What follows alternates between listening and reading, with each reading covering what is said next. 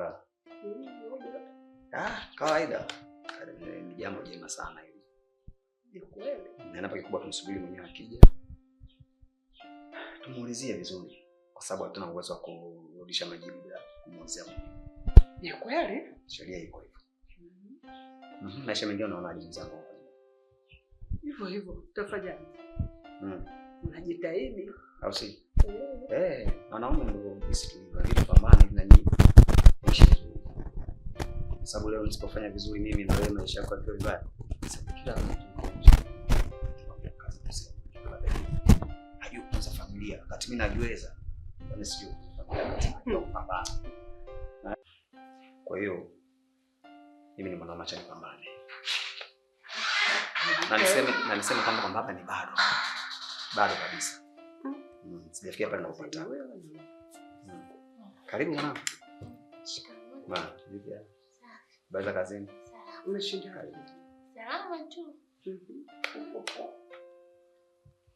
Mimi ngoja niwaachie kwenda ndani. Hebu kwanza mwanangu. Nakuita. Kuna mtu kaleta barua ya posa hapa. Barua? Yes. Barua ya nani? Ya wewe, kwa sababu wewe ndio binti pekee huko ndani. Mimi? Ndio. Sasa nimeletewa barua afu mwenyewe sijui. Jui. Hiyo barua imeleta nani? Tuliposoma ile barua, jina anaitwa Mr. Isaac.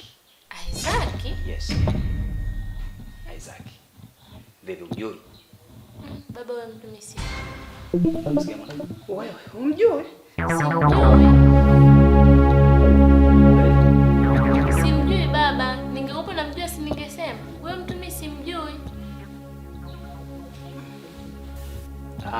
Sio kesi. Unajua kuna baadhi ya watu wengine huwa wanafanya hivyo. Wengine hawapendi kumlagai, yani binti yani. Wanapenda tu kufanya kitu ambacho kimenyooka kwa heshima. Baba kiukweli ndio simjui. Na ukizingatia nimechoka. Fanya maana nenda. Nenda kalifikiria vizuri bana.